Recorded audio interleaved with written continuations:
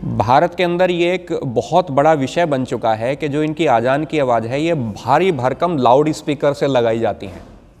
ना हमारे हिंदू समाज का व्यक्ति अब अच्छी नींद ले पा रहा है जिस एरिया में वो है मस्जिद का निर्माण हो जाता है। जैसे धीरे धीरे ये मुस्लिम बाहुल्य क्षेत्र हो रहा है, ये सड़कों पर अतिक्रमण करने लग गए हैं। महोदय, आज जिस विषय को लेकर आज हम यहाँ बैठे हुए हैं, जो प्रेस वार्ता आज हम लोगों ने की है, ये बड़ा गंभीर विषय है। यूँ तो ये पूरे देश का विषय है, पूरे भारत का आज विषय बन चुका है, किंतु आज मैं बात कर रहा हूँ यहाँ के जो हमारा राजनगर है और राजनगर से ही लगता हुआ संजय नगर है, सेक्टर 23 है। पूरे देश की तरह ही जो आज पूरे वर्तमान में देश की स्थिति बनी हुई है, वही स्थिति जो कैराना में है, लगभग वही स्थिति आज हमारे आसपास के क्षेत्र में बनने लगी है। अभी इस बात का संज्ञान हमने जिलाधिकारी महोदय को ज्ञापन के माध्यम से भी दिया। 3/8/2021 को ये विषय लेकर हम जिलाधिकारी महोदय के समक्ष भी गए। विषय यह है कि एक विषय के ऊपर मैं जानना चाहूँगा। सबसे पहला विषय जो आज़ान का है, जो आज़ान लगाई जाती है मस्जिद के अंदर से। भारत के अंदर ये एक बहुत बड़ा विषय बन चुका है कि जो इनकी आज़ान की आवाज़ है ये भारी भरकम लाउड स्पीकर से लगाई जाती हैं, और वो लाउड स्पीकर की ध्वनि इतनी तीव्र होती है कि उसके आसपास का जो क्षेत्र होता है उसमें किसी का, एक गैर मुस्लिम का रहना बड़ा मुश्किल है। क्यों मुश्किल है? कि दिन में ये सुबह से ही 5 बजे से पहले से ही ये आज़ान की आवाज़ लगानी शुरू कर दी जाती है, और दिन में 4-5 दफ़ा ये आवाज़ें मस्जिद से निकलती हैं। अब सुबह से ही ना तो बच्चे सुबह पढ़ पाते, ना वो दोपहर में पढ़ पाते, ना वो शाम को पढ़ पाते, क्योंकि जो ध्वनि है वो इतनी तीव्र गति से होती है कि उसमें बच्चों का सारा कंसंट्रेशन ख़त्म हो रहा है। ना हमारे हिंदू समाज का व्यक्ति अब अच्छी नींद ले पा रहा है जिस एरिया में वो है मस्जिद का निर्माण हो जाता है। हार्ट पेशेंट हो या दिल का मरीज हो, उसके लिए यह विषय और भी चिंताजनक बन जाता है।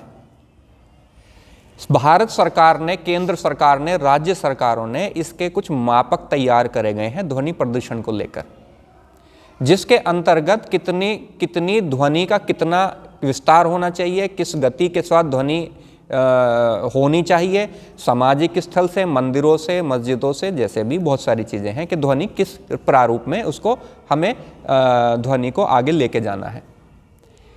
जितने भी हमारे हिंदुओं के मंदिर हैं, मैं जानकारी देना चाहूँगा कि आज भारतवर्ष के अंदर सभी ने सभी लाउड स्पीकर्स को बंद कर दिया है, सभी ने तेज ध्वनि बजानी बंद कर दी है, क्योंकि हिंदुओं ने पूरे नियम और कानून को फॉलो किया है। अगर कहीं चल भी रहे होंगे तो प्रशासन अगर उनसे कहता है तो बड़ी सरलता के साथ उसको स्वीकार कर लिया जाता है और वहाँ से लाउड स्पीकर और सब चीज़ें हटा ली जाती हैं। लेकिन प्रशासन से शिकायत करने के बाद भी,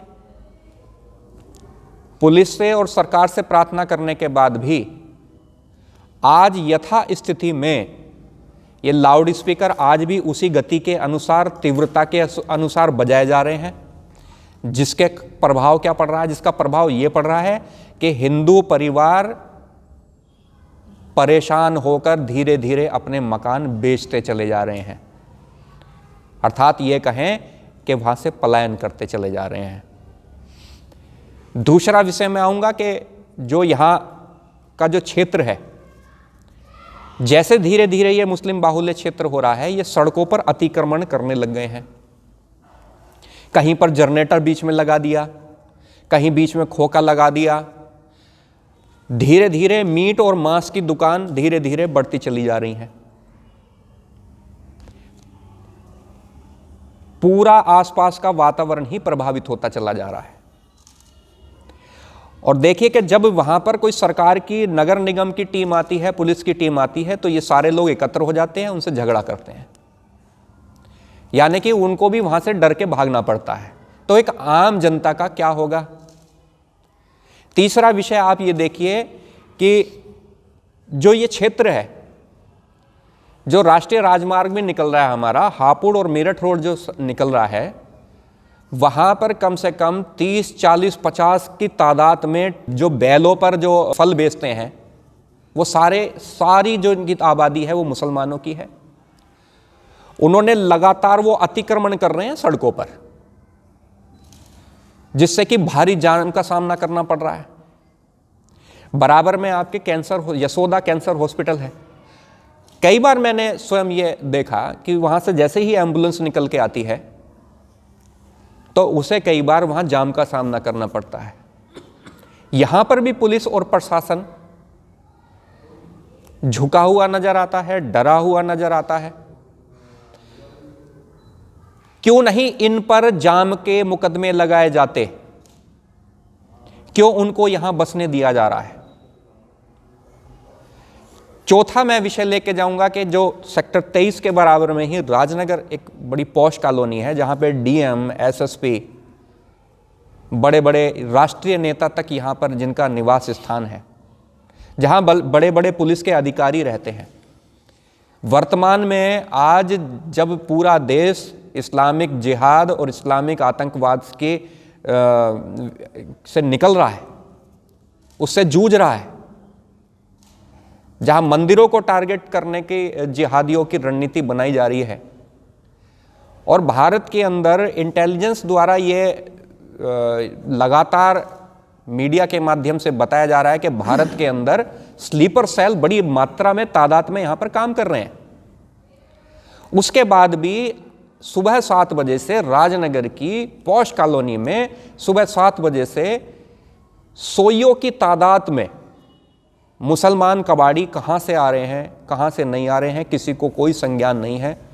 कोई मुरादनगर कस्बे से आता है, कोई डासना मसूरी से आ रहा है, कोई कैला भट्टा से आ रहा है। वो लगातार इन क्षेत्र में, इस राजनगर के पॉश कॉलोनी एरिया में लगातार वो सरगर्मी उनकी बढ़ी हुई है। वो लगातार वहाँ घूम रहे हैं, रेकी कर रहे हैं। अभी हाल ही कुछ दिन पहले यहाँ पे लगातार 5 घरों में यहाँ पे रात को कुछ बदमाश कूदे, जिसमें हमें संदेह है पूरी तरीके से जो दिन में जो कबाड़ी जो घर घर में से जाते हैं, निकल के जाते हैं, ये उन्हीं लोगों के काम हो सकते हैं और ये स्लीपर सेल भी हो सकते हैं। तो पुलिस और प्रशासन इनकी जांच क्यों नहीं कर रहा है? और जब कोई समाज सेवी या हिंदू कार्यकर्ता जब इस चीज की जांच के लिए आगे बढ़ रहा है और इसके खिलाफ आवाज उठा रहा है, तो हमें स्वयं ही डर लग रहा है कि कहीं प्रशासन हमारे ऊपर ही तो उल्टी कार्रवाई नहीं करेगा। इस पे ही मैं 5वां विषय भी आप देखिएगा कितनी गंभीर परिस्थिति आज हमारे देश के अंदर, हमारे जो कॉलोनियां हैं उनके अंदर बन चुकी है। एक बांग्लादेशी और रोहिंग्या मुसलमानों के घुसपैठ का मुद्दा सबसे गंभीर भारतवर्ष के अंदर है। हमने जानकारी दी कि ग्राम सदरपुर में 4000 मुसलमानों की बस्ती है, जहां पर उसमें बांग्लादेशी और रोहिंग्या मुसलमान निवास कर रहे हैं वहां पर। लेकिन जांच करने के बाद भी, यह स्वीकार करने के बाद भी कि वहाँ पर बांग्लादेशी मुसलमान है, उसके बाद आज वो स्थिति यथास्थिति में वो झुग्गियाँ वहाँ पर बसी हुई हैं। मैं प्रशासन से पूछना चाहता हूँ कि वह बस्तियाँ वहाँ पे क्यों बसी हुई हैं? कभी कहा जाता है वो आसाम से आए हैं, कभी कहते हैं वो बंगाल से आए हैं। क्यों? क्या नौकरी करने आए हैं, यहाँ पर रोजगार करने आए हैं? आप कबाड़ चुनने के लिए, आप दूसरी स्टेट से कबाड़ चुनने के लिए यहां पे भीड़ लगवा रहे हो, जिससे यहां पर वो धीरे धीरे अपने वोटर आईडी कार्ड बनवा रहे हैं। अवैध, गलत तरीके से झूठे पहचान पत्र बनाकर वो यहां पे निवास कर रहे हैं और यहां पे सरकारी योजनाओं का लाभ उठा रहे हैं। ये 5-6 विषय मैंने जो रखे हैं, इससे आपको पता चलेगा कि हिंदू समाज इस एरिया में कितना आज सुरक्षित है। और ये मैं खाली इस क्षेत्र की बात नहीं कर रहा, इससे इधर आप हिंडन विहार चले जाएं, अर्थला चले जाएं, मुरादनगर चले जाएं, उधर आपका रावली रोड है, वहां पे पूरी बस्तियां तैयार हो रही हैं। डासना, मसूरी, नए नए क्षेत्र इस तरह से ये इनके तैयार हो रहे हैं। लेकिन पुलिस और प्रशासन हिंदू समाज का कोई सहयोग नहीं कर पा रही है। इसी विषय को लेकर आज हम यहाँ प्रेस वार्ता कर रहे हैं। कि किसी प्रकार से सरकार जागे और इसके खिलाफ कार्रवाई करे।